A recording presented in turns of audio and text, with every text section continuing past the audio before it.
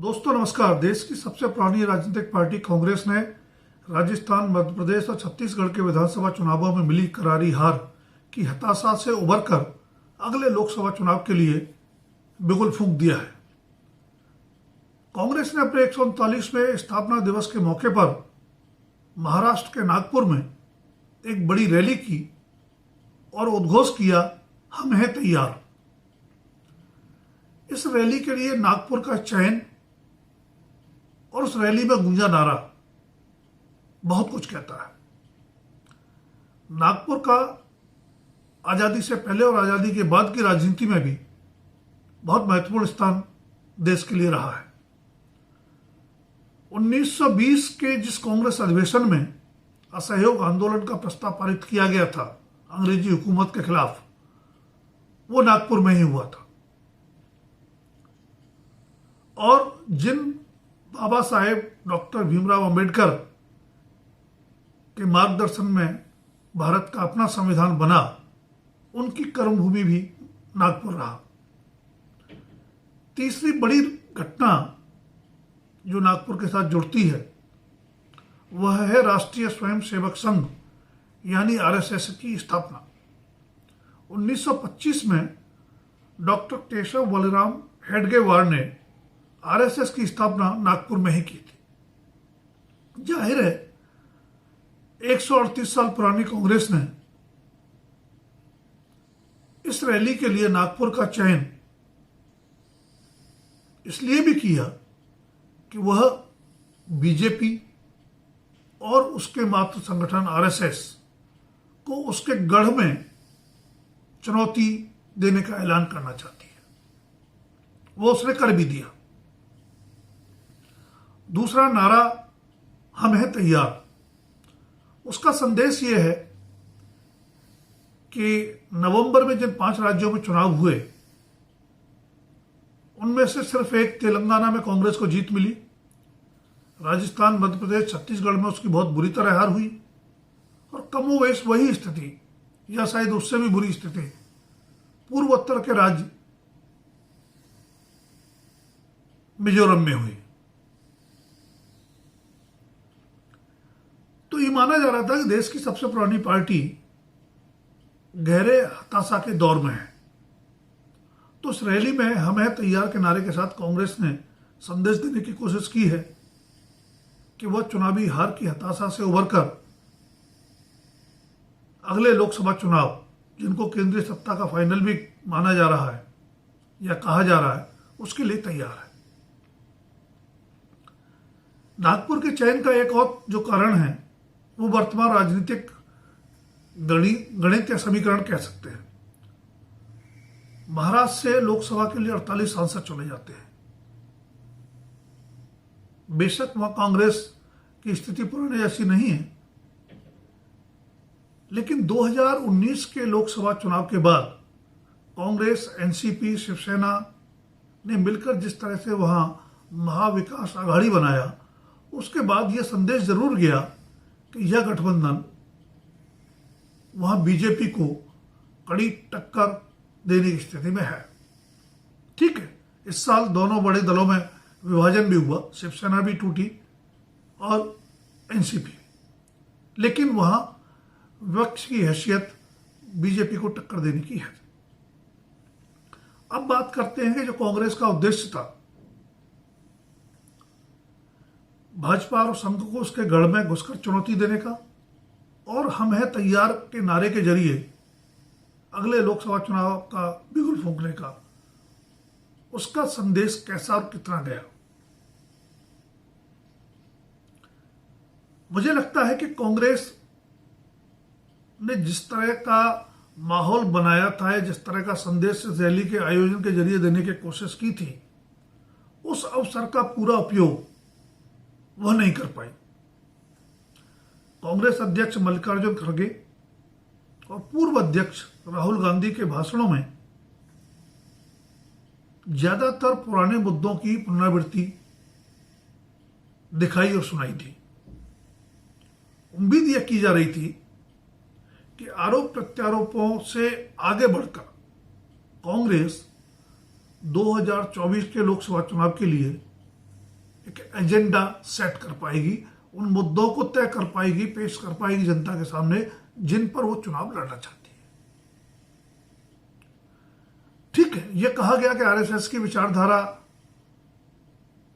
का जवाब देश के हित में कांग्रेस की विचारधारा है, पुरानी है, सब जानते हैं। लेकिन हमने देखा है कि पिछले कुछ दशकों की राजनीति में राजनीतिक दल बदल जितनी तेजी से चुनाव के पहले चुनाव के बाद होता रहा है, उसमें विचारधारा बड़ी अस्पष्ट सी चीज बन के रह गई है। तो मौजूदा चुनौतियों में जो कांग्रेस की नजर में देश के सामने है और देश के लोकतंत्र के सामने है, उनके लिए कांग्रेस के पास क्या विजन है, क्या एजेंडा है, वो इसमें पेश करने की कोशिश होनी चाहिए, जो शायद नहीं कर पाए। दूसरा, कांग्रेस भी मानती है और राजनीति को समझने वाला हर जागरूक नागरिक भी समझता है कि अगले चुनाव में अगर बीजेपी को टक्कर देनी है तो अपोजिशन को एकजुट होने के अलावा कोई विकल्प नहीं है।